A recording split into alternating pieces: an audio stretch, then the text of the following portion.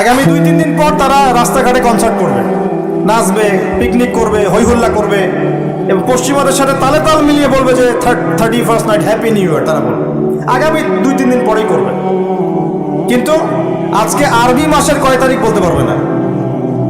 আরবি বর্ষপঞ্জি আছে না, ক্যালেন্ডার, আরবি নববর্ষ কবে, প্রথম মাসটার নাম কি সেটা বলতে পারবে না। রমজান মাস তার আগে কোন মাস, পরে কোন মাস বলতে পারবে না, কিন্তু 31st নাইট তারা চিনে। তারা লাইলাতুল কদর চিনে না, তারা লাইলাতুল কদর চিনে না, 31st নাইট চিনে। আপনি কোন প্রজন্ম তৈরি করছেন দেখেন। এখানে প্রসঙ্গ যদি এসেই গেল, বলে দিই এই কথাটা, পরে বলে যাব যে খ্রিস্টপূর্ব প্রায় 46 সালের দিকে এক ব্যক্তি ছিল, তার নাম ছিল জুলিয়াস সিজার। কি নাম? Julius Caesar. এগুলো আমি আসলে অনেকদিন আগে পড়েছি, আমার মাথায় এত লাইভলি নাই, আর এগুলোর চর্চা করা আমি বন্ধ করে দিয়েছি।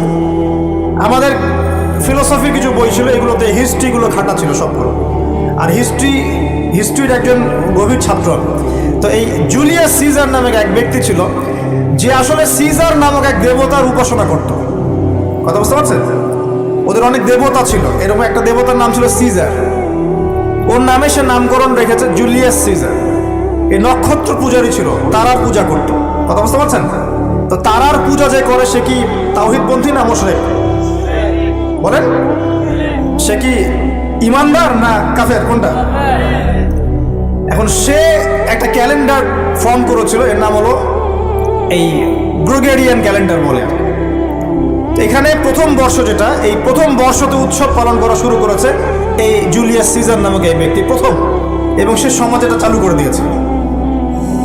এরপরে আরো পরে প্রায় খ্রিস্টের জন্মের 800 বছরের দিকে পারস্যের এক সম্রাট ছিল, তার নাম ছিল মনে হয় জামশিদ। জামশেদ না, জামশিদ। তো এই ব্যক্তি একজন সম্রাট ছিলেন। তো সে আবার এরকম বর্ষ বরণের জন্য একটা মানে উৎসবের আয়োজন করে, তার নাম দিয়েছিল নওরোজ। কি নাম দিয়েছে? নওরোজ, মানে বর্ষ বরণ উৎসব। এভাবে এই পারস্য উপমহাদেশে পুরো জায়গাটায় এই নববর্ষ পালনের সংস্কৃতি চলে আসে। এগুলো হতে হতে হতে আজকে যে দেখছেন আপনি 31st নাইট, এই যে গ্রেগরিয়ান ক্যালেন্ডার, যেটা মানে পশ্চিমারা সারা বিশ্ব শাসন করেছে না, যখন ব্রিটেন সারা বিশ্বকে শাসন করছিল, আমাদের এখানে ওদের দখল ছিল না। পলাশির যুদ্ধের হিস্ট্রি জানেন না? কত বছর এখানে শাসন করেছে? প্রায় 200 বছর এরা এখানে শাসন করে নাই। নবাব সিরাজউদ্দৌলার পতনের পর থেকে প্রায় 200 বছর এই ভারতীয় উপমহাদেশ তারা শাসন করেছে না। এখানে এই গ্রেগরিয়ান ক্যালেন্ডার ছড়িয়ে দেওয়া হয়েছে। এখন আমরা এই যে 31st নাইটের উৎসবটা পালন করছি, শুরু করছি। এটা কি আমাদের উৎসব? এটা কি মুসলমানদের? কাদের হলো তাহলে? পশ্চিমাদের, রোমকদের, পশ্চিমাদের, যাদের সাথে ইসলামের দূর দূর পর্যন্ত কোনো সম্পর্ক নেই। আর নবী সাল্লাল্লাহু আলাইহি ওয়াসাল্লাম কি বলছেন শোনেন। আল্লাহ নবী বলছেন তোমাদের জন্য আনন্দের উৎসব দুইটা। কয়টা? একটা ঈদুল ফিতর, রমজান মাসে সম সাধনার পরে, কিয়ামুল লাইলের পরে, তারাবির পরে, তাহাজ্জুদের পরে, কোরআন খতম দেওয়ার পরে, যাকাত ফিতরা দেওয়ার পরে, ত্যাগের এই মাসের পর আমরা একটা আনন্দ করি, ঈদুল ফিতর। করি কি না? সবাই আনন্দ ভাগাভাগি করে নেই, আলহামদুলিল্লাহ। ওই দিন আল্লাহ পাক কি করেন? আল্লাহ পাক রমজানের রোজাদার যারা ছিলেন সবাইকে মাফ করে দেন, আলহামদুলিল্লাহ। মুক্তি পাই আমরা, নাজাত পেয়ে যাই। উৎসব এটা আমাদের, খুশি আমাদের। আরেকটা হচ্ছে ঈদ আজহা, যখন ওই যে ইসমাইল আলাইহিস সালামকে যে কুরবানি করার মহান স্মৃতি, সেই স্মৃতিকে স্মরণ করে আমরা ইব্রাহিমী চেতনায় আবার কি করি? ঈদুল আজহার এই পশু কুরবানির মধ্য দিয়ে নিজের পশুত্বকে কুরবানি দেই, আল্লাহর সামনে আমরা আত্মসমর্পণ করি। করি কি না? এই দুইটা হচ্ছে আমাদের উৎসব। এগুলো বাদ দিয়ে নবীজি বলছেন মান তাশাব্বাহা বিকওমিন ফাহুয়া মিনহুম। কেউ যদি তোমাদের মধ্যে অন্য কোনো জাতির সাদৃশ্য অবলম্বন করে, যে যে জাতির সাদৃশ্য অবলম্বন করবে সে তাদের অন্তর্ভুক্ত হয়ে যাবে। নাউযুবিল্লাহ। আমরা কি চাই উম্মতে মুহাম্মাদের অন্তর্ভুক্ত হতে, না ওই পশ্চিমাদের অন্তর্ভুক্ত হতে? পশ্চিমা কারা? যাদের মধ্যে ছেলে ছেলে বিয়ে করা জায়েজ। খুশি হয়েছেন? পশ্চিমা কারা? যাদের মধ্যে ছেলে ছেলে বিয়ে জায়েজ, মেয়ে মেয়ে বিয়ে জায়েজ, পর্নোগ্রাফি সবাই করতে পারে, দেখতেও পারে, মদ পান করা জায়েজ, পরকালের কোনো কনসেপ্ট নাই ওদের, লা ইলাহা ইল্লাল্লাহ কোনো কালিমা নাই, মুহাম্মদুর রাসূলুল্লাহ তারা বিশ্বাস করে না। এমনকি তারা বলছে, কয়দিন আগে বললো মেরি ক্রিসমাস, বলেছে না? যে ব্যক্তি বলেছে মেরি ক্রিসমাস 25শে ডিসেম্বরে, সে ওই দিন স্বীকার করে নিয়েছে যে 25শে ডিসেম্বর আল্লাহ পাক ঈসা আলাইহিস সালামকে জন্ম দিয়েছেন। নাউযুবিল্লাহ। কথা বলে বুঝতে পারছেন না?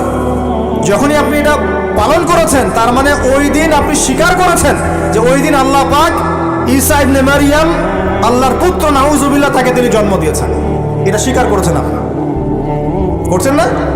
ওই সভ্যতা এর অন্তর্ভুক্ত আপনি হতে চান? ওদের সাথে হাসর করতে চান, নাকি নবী সাল্লাল্লাহু আলাইহি ওয়াসাল্লামের সাথে করতে চান? বলেন। এটা আপনাকে বেছে নিতেই হবে। আপনি মুসলমান হয়ে এটা করতে পারবেন না। ইসলাম এই নামকাওয়াস্তে পালন করতে পারবেন না। পালন করলে পরিপূর্ণ পালন করতে হবে। উদখুলু ফিস সিলমি কাফা, তোমরা পরিপূর্ণরূপে দিনে প্রবেশ করো। তোমরা পরিপূর্ণরূপে দিনে প্রবেশ করো। নামাজও পড়বো, সুদও খাবো, এদিকে যাকাত দিব, আবার এদিকে আমি ঘুষও নিব, এদিকে আমি হজ উমরাও করব, আবার এইসব পশ্চিমা সংস্কৃতি ধারণ করব, মাদক খাবো, সুদ খাবো, জেনা করব, ফ্রি মিক্সিং করবো। এইসব মানে হযবরল ইসলাম পালন করে এই যুগে চলবে না। পরিপূর্ণ ইসলাম পালন করতে হবে। আল্লাহ পাক তৌফিক দান করুন। পরিপূর্ণ ইসলাম পালন করতে গেলে কি আমরা এই উৎসব পালন করতে পারবো? এক নাম্বার দেখালাম যেটা ওই জুলিয়াস সিজারের চালু করা এটা পদ্ধতি, নওরোজ যেটা ওই জামশিদের চালু করা পদ্ধতি। আর আমরা মুসলমান হয়ে কিভাবে আমরা অগ্নি পূজারীদের, পশ্চিমাদের এবং ইহুদি নাসারাদের সংস্কৃতি কেমন করে ফলো করতে পারি? আমরা কি সম্ভব? আর নবী যখন বলে দিচ্ছেন মান তাশাব্বাহা বিকওমিন ফাহুয়া মিনহুম, যে যে জাতির সাদৃশ্য অবলম্বন করবে সে তাদের অন্তর্ভুক্ত হয়ে যাবে, তাদের সাথে হাসর হবে। আমি কি তাদের সাথে হাসর চাই, নাকি নবীর সাথে হাসর চাই? এবার আল্লাহ পাক কি বলছেন সেটাও শুনে নেন, তারপরে সামনে যাই। খুব গৌর করে শোনেন। আল্লাহ পাক সূরা মাঈদার 51 নম্বর আয়াতে বলছেন। কত নম্বর আয়াত বলেন? কোন সূরা? সূরা মাঈদার কত নম্বর আয়াত? আয়াতটা ভালো করে হজম করেন। আল্লাহ পাক বলছেন ইয়া আইয়ুহাল্লাযীনা আমানু, হে মুমিনগণ। মুমিন কারা? আমরা মুমিন না? আমরা আল্লাহ বিশ্বাস করি না? ফেরেশতায় বিশ্বাস করি না? আসমানে কিতাবে বিশ্বাস করি না? নবী রাসূলে বিশ্বাস করি কিনা? আমরা পরকালে বিশ্বাস করি? আমরা কি ভাগ্যের ভালো মন্দ বিশ্বাস করি? আলহামদুলিল্লাহ আমরা মুমিন ইনশাআল্লাহ। বলেন আলহামদুলিল্লাহ। এই মুমিনদেরকে আল্লাহ পাক বলছেন ইয়া আইয়ুহাল্লাযীনা আমানু, হে মুমিনগণ, লা তাত্তাখিযুল ইয়াহুদা ওয়ান নাসারা আউলিয়া, তোমরা ইয়াহুদ এবং নাসারাদেরকে বন্ধুরূপে গ্রহণ করো না।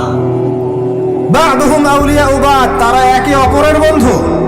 ওয়া মান ইয়াতাওয়াল্লাহুম মিনকুম ফাইন্নাহু মিনহুম, তোমাদের মধ্যে কেউ যদি ওদের দিকে মুখ ফিরায় সে আমাদের অন্তর্ভুক্ত না, তাদের অন্তর্ভুক্ত। ইন্নাল্লাহা লা ইয়াহদিল কওমা যালিমিন, আর আল্লাহ পাক এই জালেমদেরকে কখনো হেদায়েত করবেন না। মানে আমরা যদি ওদের অন্তর্ভুক্ত হয়ে যাই আমরা জালেম হয়ে যাব, আর এই জালেমদেরকে আল্লাহ পাক হেদায়েত করবেন না। আল্লাহ পাক সূরা বাকারা আরো বলেছেন ওয়ালান তারদা আনকাল ইয়াহুদ ওয়ালান নাসারা হাত্তা তাত্তাবিআ মিল্লাতাহুম, হে নবী তোমার উপরে ইহুদের লোকজন এবং খ্রিস্টানরা কখনোই সন্তুষ্ট হবে না, কখনোই সন্তুষ্ট হবে না যতক্ষণ তুমি তাদের ধর্ম মিল্লাত গ্রহণ না করছো। আপনি ওদের সাথে তালে তাল মিলে নাচ গান করেন, তারা আপনার উপর সন্তুষ্ট হয়ে যাবে। আর আপনি যখন ওদের উপর তালে তাল মিলাবেন না, লা ইলাহা ইল্লাল্লাহ মুহাম্মাদুর রাসূলুল্লাহ থাকবেন, ওরা আপনার উপর সন্তুষ্ট হবে না। আমরা কি দুনিয়াতে ওদের সন্তুষ্টি চাই না আল্লাহর সন্তুষ্টি চাই? আল্লাহর সন্তুষ্টি চাই, নবীর সাথে হাসর করতে চাই। কোন মুসলমান যুবক যুবতী আগামী এই নোংরা অপসংস্কৃতিতে গায়ে গা ভাসাবে না। এই দিনে কোনো কনসার্ট চলবে না, এই দিনে কোনো বেহায়াপনা হবে না। এই দিনকে কেন্দ্র করে কোনো রকমের এই পিকনিক বা ঢাকঢোল পিটানো আর এই যে তোমাদের সাউন্ড বক্সে গান বাজানো কোনো কিছু চলবে না ইনশাআল্লাহ। পারা যাবে? মনে রাখবে এই কাজটা ছোট নয়, করার মধ্য দিয়ে আপনি কুফর করছেন। কুফর, আপনি আল্লাহর নবীর হাদিসকে অস্বীকার করছেন, আল্লাহর কোরআনের আয়াতকে অস্বীকার করছেন, আপনি আল্লাহর দুশমনদের সাথে খুশি পালন করছেন। সুবহানাল্লাহ। আল্লাহর যে দুশমনরা সারা বিশ্বে মুসলিমদের উপর নির্যাতন স্টিম ডলার চালাচ্ছে, ওদের সাথে তালে তাল মিলিয়ে আপনি বলছেন হ্যাপি নিউ ইয়ার, মাশাআল্লাহ, আস্তাগফিরুল্লাহ, তওবা আস্তাগফিরুল্লাহ, আল্লাহ পাক মাফ করুন। এবার দেখেন এটা কি আমাদের দেশেরও সংস্কৃতি? এই জিনিসটা কি আমাদের দেশের সংস্কৃতি?